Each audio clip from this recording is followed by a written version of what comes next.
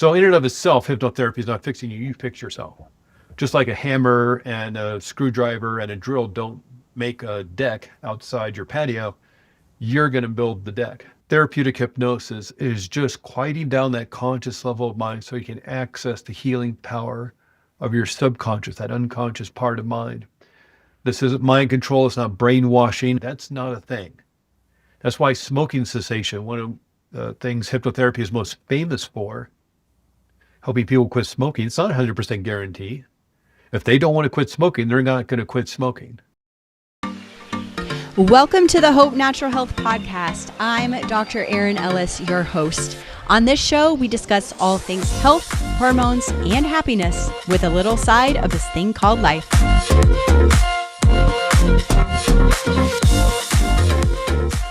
Today, I'm joined by Craig Meriwether, a certified clinical hypnotherapist, medical hypnosis specialist, and mindset coach. Craig is the founder of Arizona Integrative Hypnotherapy and has spent more than a decade helping people work with the subconscious mind to shift patterns around stress, anxiety, trauma, and confidence.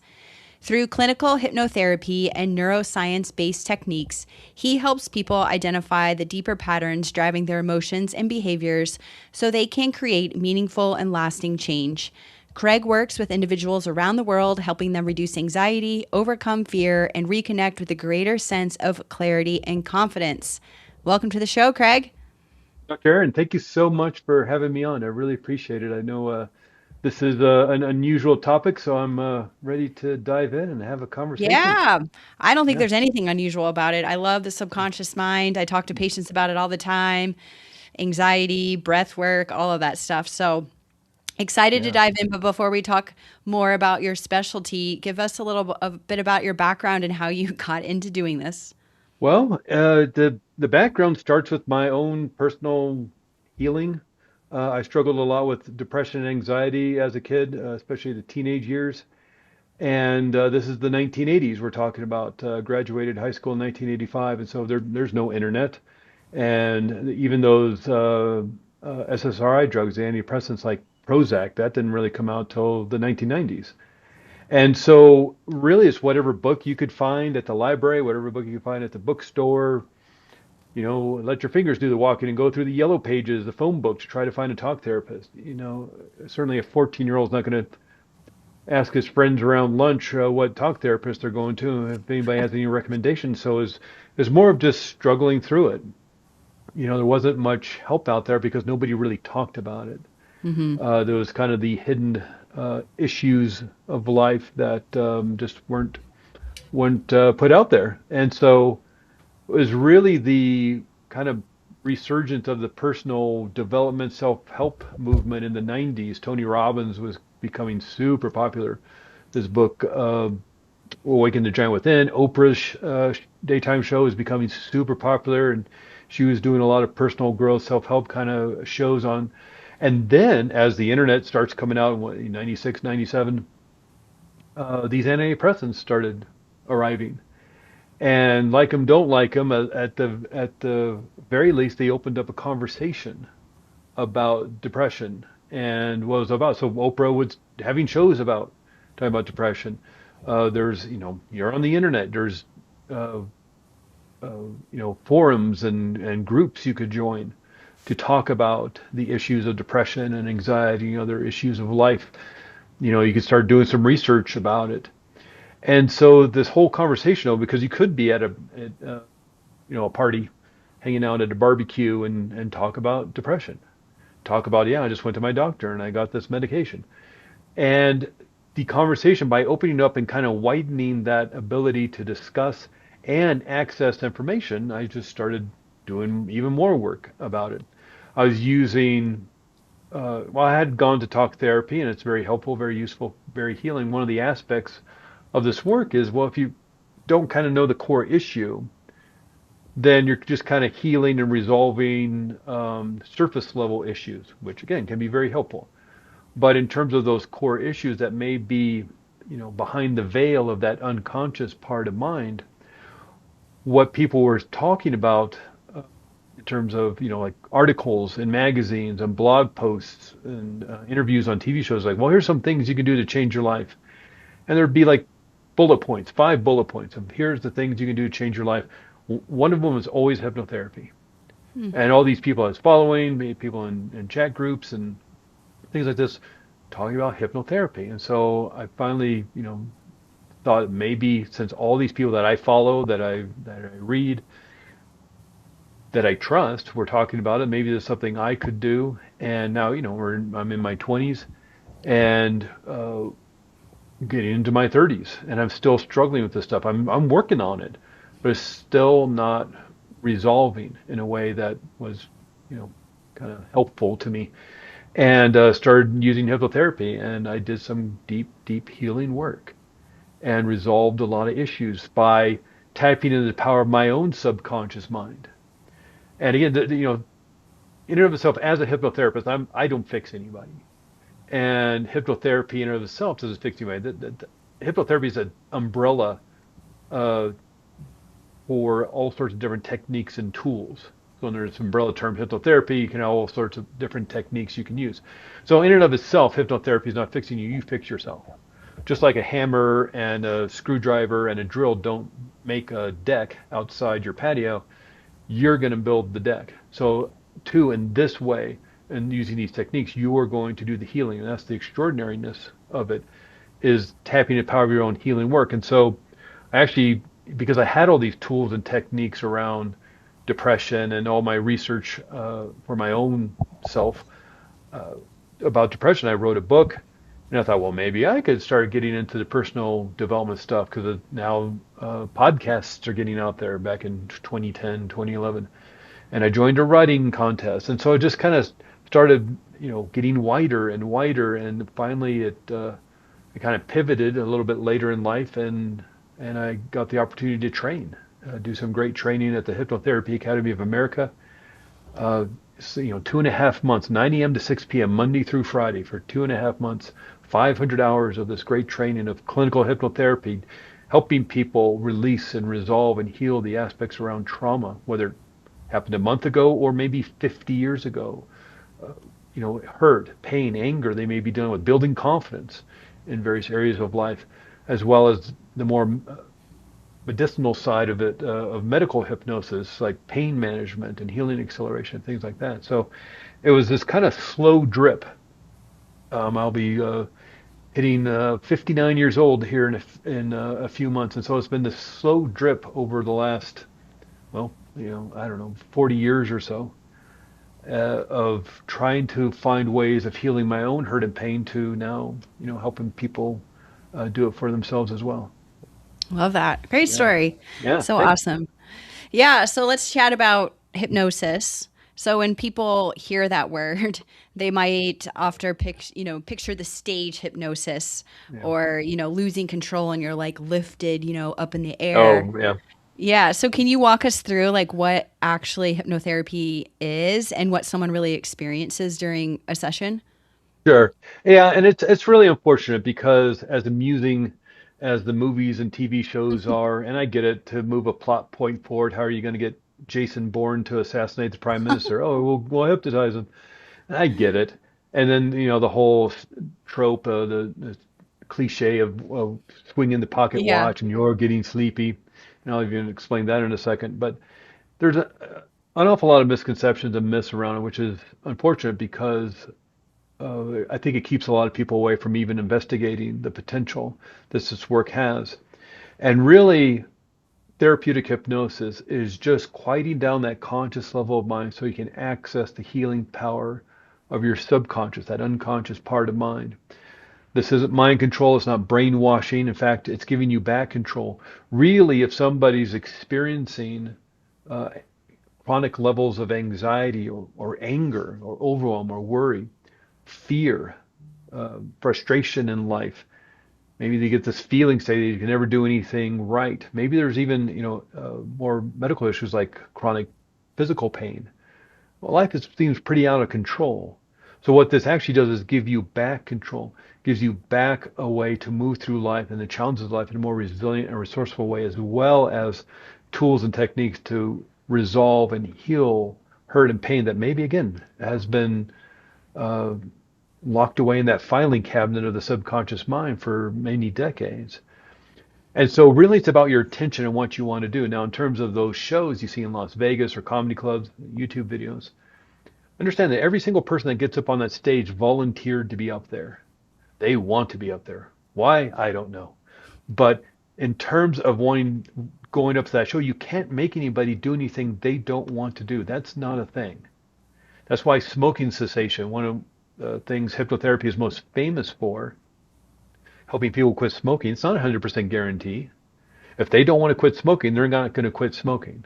Mm-hmm. If somebody's wife or husband makes the appointment because I'm tired of cigar smoke everywhere, cigarette smoke, and the health and implications and the cost and the smell, and you're stopping. I made an appointment for you Thursday, and you're going to quit smoking.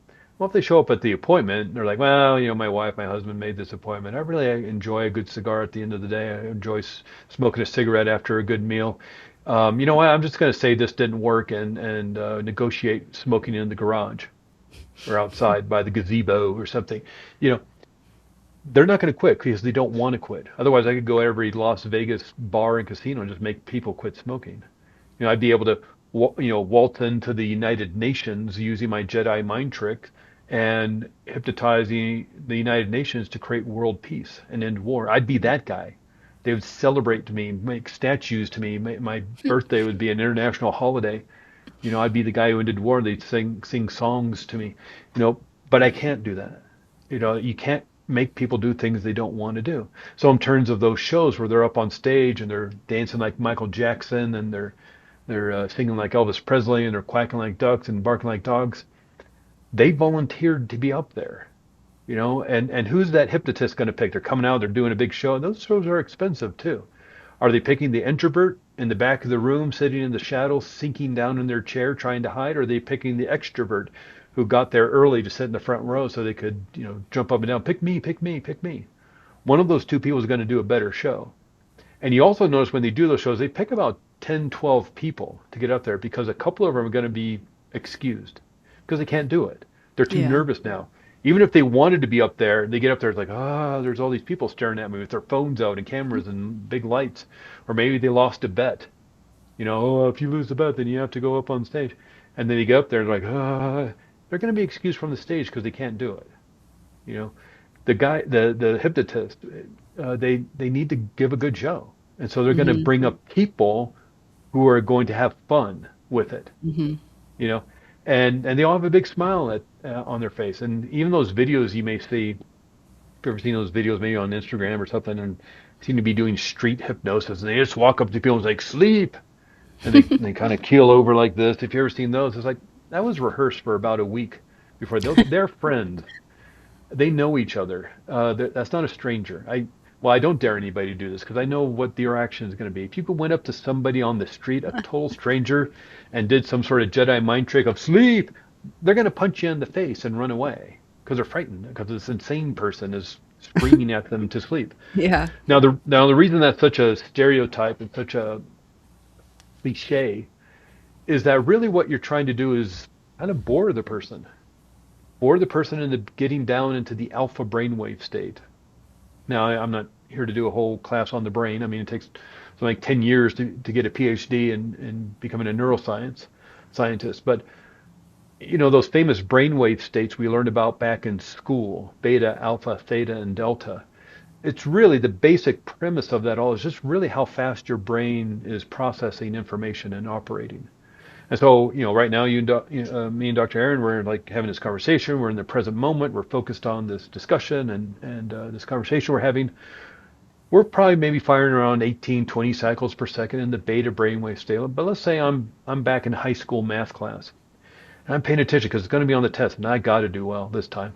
And so I'm writing and trying to figure it out. But this is so boring to me, and the teacher's boring, and I just kind of start kind of staring out the window, and I'm watching the leaves blow in the wind. It's like, oh, this weekend me and my friends are gonna go do this, and boy, that reminds me of that trip we took last year. And I've just slowed down how my brain is processing information, and literally how fast the electrical storm of those neural pathways. You've seen the videos of the electrical storm in the brain when somebody's walking down the street or thinking a thought or playing the piano or something.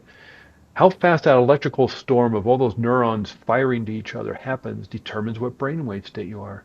And if you slow that down to be in the more daydreamy state of alpha, well, now you're firing about 12 cycles per second. You've entered the hypnagogic trance state. Move down to the theta. You're not really asleep, not really awake, but you're kind of that hazy kind of altered state of consciousness of can't really tell where you are. At theta brainwave state, you're firing about 6 cycles per second, and delta is sleep, 1/2 cycle per second. Now, if I'm in high school math class and I'm bored, I'm just staring out the window, teacher's still talking, but I've moved myself out of the present moment and I've wandered off. My mind has wandered off to somewhere else. I've altered my state of consciousness. And then my eyes start to get heavy and I start to fall asleep in the math class.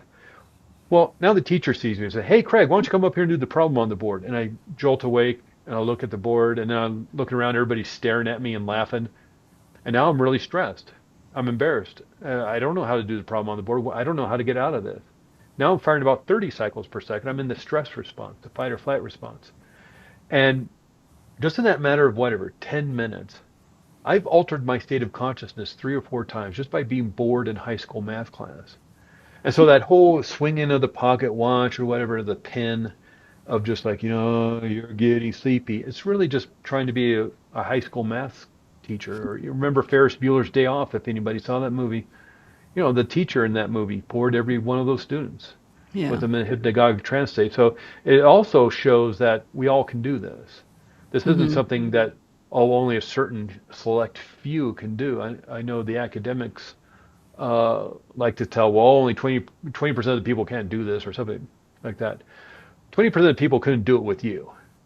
I mean, this is the alpha brainwave state. We all go into alpha brainwave state multiple times a day. Watching TV puts you in the alpha Mm-hmm. brainwave state. Being bored at a meeting at work puts you in the alpha brainwave state. Being bored standing in the line at the grocery store puts you in the alpha brainwave state. Um, if you're driving home, if anybody's had this experience, you're driving home and you're about 6, 7 blocks away from your house or your apartment, and all of a sudden your mind, oh my God, I got people coming over this weekend. I need to get to the store. And I got that project due on Friday. And oh God, I hope the PowerPoint got done by Fred. I need to, and then all of a sudden you're in your driveway or in your garage, you're in your parking spot, and you don't remember the last 6 blocks. You just altered your state of consciousness. You just hypnotized yourself to drive home unconsciously because you know how to drive home. I mean, if you've lived there Mm-hmm. for several years, 365 days a year, you maybe driven home 1,000 times. You know how to drive home. Mm-hmm. Like you know how to tie Yeah. your shoes, you know how to ride a bicycle. You drove yourself home while your mind drifted away, floated away to think about something else. You put yourself in a hypnosis state. We all can do this. Mm-hmm. So the reason somebody may say, well, I tried to do hypnosis and it didn't work, is like, well, then you didn't feel comfortable in that situation. Mm-hmm. You didn't feel Okay. safe. Maybe with the person you're working with, you didn't get in a rapport with them. You didn't feel comfortable with them in their office over the Zoom call. You didn't feel comfortable doing it like that. Um, maybe in the research office of the university, you didn't feel comfortable. So it actually shows you the control you have. People just can't put you in the hypnosis trance state. You have to allow yourself, like, oh, this is boring. Maybe I'll just drift off and think of something more important, like the Mm-hmm. vacation I took last year, or the report at work that's due on Friday, or I got family coming over the weekend, or what. You think of something more important, so you alter your state of consciousness. You do that. Now Yeah. somebody else could do it because they're, you know, maybe doing a boring speech or teaching. I don't mean to pick on high school math teachers, um, but in terms of this, you can, if given permission, help somebody move into that state. And that's what hypnotherapists are trained to do, help move in that state. Now, whether you use a prop like a pocket watch or a pen or follow my finger or just stare at that spot on the wall, like a Mm-hmm. picture on the wall or a pattern in the drywall or the shadow or something, and then just close your eyes. You know, it's something we all do multiple Yeah. times a day, so we Yeah, take for advantage sure. of it. Yeah. So I want to definitely touch on a couple things because this is very pertinent to the patients I see in office, my audience. So many women that I work with are dealing with chronic stress, burnout, anxiety. So, from a hypnotherapy perspective, what is actually happening in the subconscious mind when they feel stuck in that stress response? Yeah. Yeah. The subconscious mind, extraordinary piece of you as a human being. Its main job is to keep you safe and protected for survival. Now, of course, it's running your digestive system, your immune system, beating your heart. If you get a cut on your finger, it knows there's a cut on your finger, sends all the emergency aid to the index finger of your left hand, not the pinky finger of your right hand. It knows what the problem is. If you ever had that experience of somebody, whoa, well, you got a scrape there on your arm. What happened to your arm? You're like, oh, I have no idea.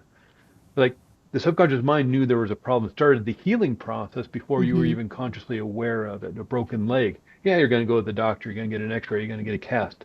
But it's the subconscious mind that's sending the healing emergency aid to that bone to fuse a bone. And it knows which bone has the problem. So it's running all those systems, the immune system of, and and even noticing things of temperature. Oh, I'm too hot, I'm too cold. It's processing all this information. It's holding on to habits that we have, like tying our shoes and walking down the street, riding a bicycle, buttoning our shirt, those kind of things. But its main job is to keep you safe and protected. And one of the ways it does this is by holding on to old hurt and pain, whether that happened a month ago, last week, or 50 years ago. And sort of, again, it kind of has this filing cabinet. And in the filing cabinet are files of all the hurt and pain and anger and fear and embarrassment and humiliation and the all the instructions on how to keep yourself safe. Those instructions may have been installed there by a child that was very afraid, a child that lived in an unsafe environment unconsciously and through a traumatic experience, but the child was still uh, able to install certain instructions and computer code. And that computer code may have been something like keep yourself small, keep yourself hidden, keep your voice soft. And that may have been the best thing the child could have done to keep themselves safe in a very unsafe home growing up, or some other environment, maybe at school, getting bullied. Well, that may have kept themselves safe at 8, 9, 10 years old, maybe as a teenager, but that doesn't work in your 30s or your 40s or your 50s. And so there's this disconnect between the instructions on how to keep yourself safe and the issues in life today. And so your subconscious mind is just kind of using computer program. Your subconscious mind is not against you. It may seem like that at times, but your subconscious mind is not against you. It's trying to keep you safe and protected. One aspect of being human is the mind can't tell the difference between what's real and what's imagined. And this is most noticeable when somebody's having a nightmare in the middle of the night. Doesn't matter how ridiculous or how realistic it may be. Maybe it's a veteran having a PTSD dream about being back in combat in front line, even though the war was, for them was 40 years ago. Or maybe something super ridiculous, like a cheeseburger's chasing down the street throwing coconuts at your head. It's dumb. It's never going to happen. But even that, in both instances, the person is both safe and sound and sleeping deeply in their comfortable bed. But the subconscious mind thinks they're under attack and will raise the alarms. It Mm-hmm. sort of has a shoot first, ask questions later safety protocol. Again, trying to keep you safe and protected, and it will turn on the stress response even in deep sleep. That's why your digestive system, the power starts turning down, the immune system starts turning down, all that energy, power, blood supply, oxygen moving to the big muscle of your arms to fight this cheeseburger, the big muscle of your legs to escape this cheeseburger that's attacking you on the street. Your heart starts racing to get all that cortisol and adrenaline your brain's creating into the big muscles all throughout your body, and it may even be so much cortisol in your system that you wake up, overrides the melatonin. So you wake up with a start, and then you're looking around, your eyes you're wide open because your conscious mind or your subconscious mind, I'm sorry, wants you consciously awake to look for the danger. You're sweating, trying to cool down your body. Had this physical change because the subconscious mind thought you were being attacked by a cheeseburger. So you can imagine what's happening in your waking world. The mind can't tell the difference between what's real and what's imagined, and so it'll turn on the warning system of this feeling state of anxiety or fear. Those are warning states, like somebody pulling the fire alarm in a building. You get the sirens and the strobe lights. Well, we also have a warning system, but it's the feeling state within the body, trying to get your attention that there's danger here. Don't walk down that dark alley at midnight, even though it's a shortcut home. Don't peer too far over the edge of the Grand Canyon. Don't pet that rattlesnake. That's not your friend. Don't pet the lovely grizzly bear. It's not your friend. So we have this system, which is very important. We don't want to walk down that dark alley. We don't want to pet the grizzly bear. But there's also the aspect that my mind can't tell the difference between what's real and what's imagined with these safety instructions, possibly set up by a frightened child, a hurt child. You can start seeing how maybe some of these things start to be malleable and the gears start to get cranking up because it's not operating well anymore. Trying to run safety programs set up by a frightened 8-year-old as a 38-year-old. And so that's the subconscious mind. It's this part of mind that, yeah, it's running our immune system, our digestive system, healing cuts and wounds and Hmm. holding on to habits. But its main job is to keep us safe and protected and emotionalizes those to get our attention. The conscious mind, that's the logical mind, the analytical mind, the mind that sets up your goals and the plans to achieve those goals. But what neuroscience says, has been telling us, is that conscious mind, the conscious mind only makes up 5% of mind.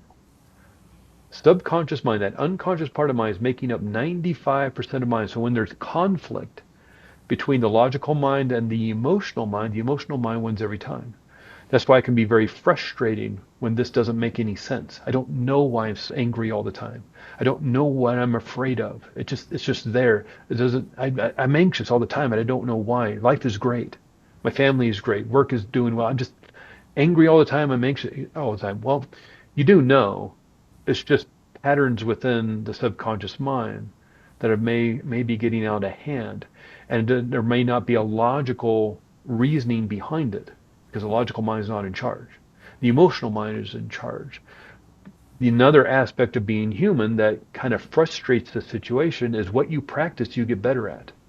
If you're feeling stuck, you're feeling blocked, you're feeling anxious, like chronically anxious, chronically stressed, chronically overwhelmed, and frustrated and disappointed and angry, what you practice, you get better at, which is great if you're practicing the piano or the guitar, or you're learning dance, or you're learning martial arts, you're learning to walk as a child. But it's not great if you're practicing fear, if you're not practicing anxiety. You're literally wiring that into your brain. But this doesn't mean it's going to take decades and decades to fix. There's some great research that shows you can start rewiring your brain in just about a week. And University College of London says it takes about 66 days to create that habit. Hmm. So that's like 2 months. Taking Yeah, it's about not five, long. 6 days to notice that your brain is literally changing and creating new wiring. So the healing work doesn't have to take a long time. But in terms of sometimes getting frustrated by maybe the healing work not being as effective as you'd like it to be, maybe because there's something within the subconscious mind that's not getting resolved and not Hmm. getting healed. And what's empowering about all this um, is that even if that stuff was put in there by a frightened child, a hurt child in pain, and it was done unconsciously through a traumatic event, well, you're the one who put it in there, and that's not to say it was your fault. Certainly not. It's not. It wasn't fair, and it shouldn't have happened. And it's not to blame the victim, but it becomes actually very empowering because if you're the one who put it in there, into that filing cabinet, you're the one who can take it out. And that's what this work is all about, to kind of bring it back full circle. Um, I know we're getting kind of towards the end here, but the full circle is like you're in charge, you're in control. It may seem like you're Hmm. out of control at the moment, but with the warning system going off, it's sort of like, the smoke alarm going off every time you make toast. It's like there's something not, working well Hmm. within that system. And so it needs to get resolved. And so that's what's great about hypnotherapy. And in and of itself, like I started off with a beginning, I'm not here to fix anybody. And hypnotherapy in and of itself doesn't fix anybody. You fix yourself. Because who better to know what the problem is than you? And Yeah, who better to know what to do about it than you? And that's the power of these techniques. for sure. Yeah. So, speaking of techniques, for those that need to relax, slow down, but like Mhm. their mind keeps going and racing, are there any simple techniques that someone could use to Sure. calm their nervous system when they feel overwhelmed? Yeah, let me give you a real quick one. Really simple, really easy. Do not let the simplicity and ease of this fool you. This is very powerful. But you can teach your kids how to do this afternoon. You can teach your friends how to do it this afternoon. That's how simple this stuff is. But it resets your nervous system and literally hacks your brain so you start creating the chemistry of oxytocin, serotonin, and dopamine. Very simply, it's called 3-2-1 reset. And if you're, you know, sitting somewhere comfortably, maybe you're just listening to this while you're doing chores of the house or something, maybe you can follow along, participate. Of course, if you're driving your car, you're supervising the kids around the swimming pool or cooking with fire or something, don't, clock where we are in the interview and you can come back to it. But if you have the ability to do this with us, go ahead and join along if it's safe for you to do so. The 3 stands for 3 slow, gentle breaths. Now you can do 4, 5, 10 if you'd like, but the deep breath, especially when you're anxious, will signal from the body up to the brain that you're safe. I know that's the most obnoxious thing to tell a person who's panicked, who's afraid, who's anxious to take a deep breath. But it's usually one of the best things you can do. One of the reasons why, well, one is we're starving ourselves of oxygen because oftentimes when we're in that stress response, we're shallow breathing. If you're out in Alaska and you out in the back country there, out in the woods, and you turn the corner, there's a grizzly bear there. You're not going to take a deep breath in and close your eyes. Ah, no, you're going to like, and you're going to either hold your breath or start breathing shallowly to get that oxygen to the legs to get out of there, or to your arms to potentially have to defend yourself. You're not going to close your eyes. You're going to tunnel vision right on that bear, then tunnel vision onto the, where you're going to run to and or the tree you're going to climb. So the opposite of that, the deep, slow, gentle breath, closing of the eyes if it's safe for you to do so, is actually signaling your brain that you're safe. Now it's doing this through the vagus nerve. Now the nerves are that's the thing when you touch a hot pot on a stove, the signal goes through your hand, up your arm, into your brain, says you're touching a hot pot, let it go, goes back down your arm, into your hand, and you let go of that hot pot, all within a millionth of a second. The vagus nerve is the 10th cranial nerve. People have heard of this, the vagus nerve. Stimulate the vagus nerve, you create vagal stimulation to relax the body. Well, that's because the vagus nerve is a big part of the parasympathetic nervous system, the relaxation response. You got the sympathetic nervous system, the stress response, fight or flight response, parasympathetic relaxation response. The vagus nerve is a big part of that. Vagus is Latin for wanderer because it attaches to the eyes and to the ears and the muscles of your jaw, where a lot of us keep a lot of our stress and tension. Goes past your vocal cords, attaches to your heart, to your lungs, and to your gut. By breathing slowly, gently, easily, and smoothly, you can stimulate the vagus nerve, therefore activate the parasympathetic. How simple is this? You can start stacking things like, if it's safe for you to do so, closing your eyes while you're taking a deeper breath in. If, again, it's appropriate, you can exhale with a sigh out of your mouth, like, ah. The vagus nerve goes past the vocal cords. You vibrate the vocal cords, you sympathetically vibrate the vagus nerve. Stimulate the vagus nerve, you activate the parasympathetic. So you can start stacking these things one on top of the other. Again, a lot of us keep our stress and tension in our jaw. We clench our jaw, we grind our teeth. So jaw yoga, it looks silly. Don't do it at the dinner table. Don't do it in the middle of the meeting at work. But you can stretch your jaw out, move it around, loosen up those muscles. Roll your shoulders. A lot of us keep it in our shoulders too. So, you draw that deep breath in. Ah. And again, I know this is silly. You're not going to do it in the middle of a meeting at work. But if you can find a private place, loosen up, put yourself in a state of a calm, peaceful nervous system. And so that's three slow, gentle breaths. Maybe add on some of those extras to it if it's appropriate for you. Start stacking those things. But and of course, we're breathing in deeply into the abdomen. And these lungs of ours are huge. The reasoning behind is this brain of ours is like 2% of our body mass, something like 3 pounds of our overall body weight, takes 20% of the energy, 20% of the oxygen we breathe in. We need that much oxygen. If you're not breathing well, if somebody's afraid and even holding their breath, you're not giving the brain the nutrients it needs for operating. And so by breathing in, you can nurture your brain with the oxygen it needs for calm, rational thinking. So slow, gentle breath. The 2 is we're going to create bilateral stimulation. when the brain is feeling that panic or that overwhelm, that anxiety, it's lighting up a part of the right side of the brain. So by kind of moving your body left and right, here's my little squeezy ball, maybe a racquetball, a tennis ball, a pen, a water bottle, moving it back and forth like that, or drumming on your knees. We want to move both sides of the body because then we operate in both hemispheres of the brain. This skull of ours, this head of ours can only hold so much blood supply and oxygen, nutrients and fuel. So when a big alarm system goes off like anxiety and fear, it's going to absorb a lot of that. So by moving your body, even just very simply like sitting in your chair, moving your hands back and forth, passing a ball back and forth, um, you can operate in different hemispheres of the brain. It pulls it away. So we're going to create biostimulation by grabbing our shoulders. Yeah, walking is a biostimulation. Riding a bike is biostimulation. But we're going to grab our shoulders and creating this biostimulation. You also notice that this is a hug, of course. They say the human being needs something like 5 or 6 hugs a day. Well, you can give it to yourself if you're not getting that many.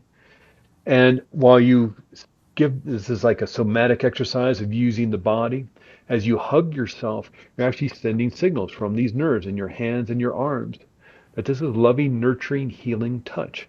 If someone is feeling anxious, they'd start creating the hormone GABA, which would dissipate and evaporate all that adrenaline and cortisol. So the brain now creates oxytocin, serotonin, and dopamine, the happiness chemistry.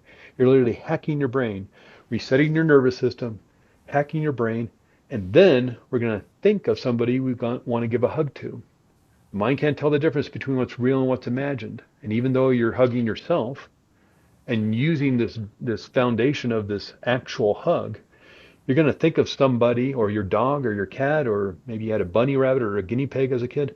You're going to think of somebody you want to give a hug to. Even though they're not right there with you, you could pretend, whether it's a family member, a good friend, maybe it's somebody who's no longer with us, your grandmother, your grandfather, somebody you admire, an author, singer, actor, something, a teacher, maybe somebody from history, Mother Teresa or Mahatma Gandhi or somebody. Grabbing your shoulders, closing your eyes if it's safe for you to do so, and pretending you're hugging somebody will literally reset your nervous system, hack your brain, flooding it with the joyful happiness chemistry of oxytocin, serotonin, and dopamine, all within about 5 minutes. Now, I know I took a bit of time to explain a little bit of the biology of what's going on, the physiology of it, but you can teach a kid how to do that. Really simply. You can do it around the dinner table before you start dinner. Let's all just take a moment to reset ourselves, reboot. Mm-hmm. And you can do that before a test at school. You can do it sitting in your car before you walk into work. You Mm-hmm. can sit in your car before you walk back into your house after a really long, bad day at school or work or wherever. And just like, I need to center myself, ground myself, reboot. And that's a great exercise to do it. Super simple, super easy, 5, 6 minutes. Do it for 15 minutes. Do it for half an hour Yeah. if you want. But you just do it for 5, 6 minutes. And guess what? What you practice, you get better at. Yep. You just literally start rewiring yourself for that feel good state. Love that. And it's Yeah. free. And it's free. It's absolutely free. There's no copyright to Nope. that. There's no trademark to it. There's no patent to it. Yeah. It's just sort of like, we should have gotten this manual. Like you get a manual when you get your car Yeah. to tell you how to operate your car and fix your car and all that stuff. We should have gotten one of those, but we didn't. But Nope. there's all these wonderful exercises to help you restore and reset, and that's a great one, easy one to do. Love that. Well, Yeah. we could probably talk for Yeah. a lot longer, but we'll wrap it up with one guest that I asked all my podcasts. One question I asked all my podcast guests: what is your best or favorite health tip that you could share with the audience? Well, best tip is get a good night's sleep. And if you're not getting a good night's sleep, you really need to see somebody like Dr. Aaron, go to a sleep clinic. You need to get good sleep. But in terms of kind of more focusing on the work I do, it's really that the mind can't tell the difference between what's real and what's imagined. And what you practice, you get better at. Meaning, if you don't feel confident, if you don't feel like you're worthy, you could pretend, and it'll literally reset your Mm-hmm. entire system. If you practice that, pretending that you are worthy, pretending that you are Mm-hmm. lovable, pretending that you are the most awesome person in the world, even if you're maybe you never felt peaceful or calm Mm-hmm. in your life. Maybe you grow up in a really intense situation. What if you pretended? What would Yeah. it be like to spend a month at a Buddhist monastery in the Himalayas? What would it be like to, spend rent out the uh, island of Kauai, and it's just you on the island of Kauai, and you had it to yourself? What would that be like? What if you had an all-inclusive resort that was just for you on the moon? I know there's no all-inclusive resort on the moon. I know that's not possible. But what if you pretended there was? Just as a cheeseburger chasing down the street throwing coconuts at your head can change your physiology, Hmm. wouldn't an all-inclusive resort on the moon run by minions serving you wonderful drinks also change your physiology to create peace and calm, maybe Yeah. even a bit of joy in your life because there are minions running around or something? So you can fake it till you make it. That's a real thing, and really reset your nervous system, literally start changing the way your brain is wired for this stuff. Love that.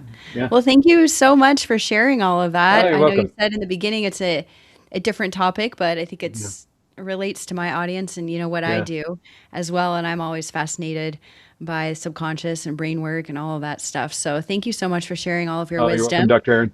Yeah. Yeah, we'll make sure that we have all of Craig's information here in the show notes, his social media, website, all of those things. So if you're interested in doing some hypnotherapy, reach out to him. Yeah. Yeah. I do a lot of my work over Zoom. I'm up in Good. Flagstaff, Arizona, just down up the road from Yeah. Dr. Aaron, but I do most of my work over Zoom. Works really well, just like this, Yeah. because people feel calm and comfortable and relaxed in their homes. So I've been working with people around the country and around the world, and works really well. Great. Well, thank you again for being on the show. Yeah. And Thank you. we'll see everyone again next week. Take care.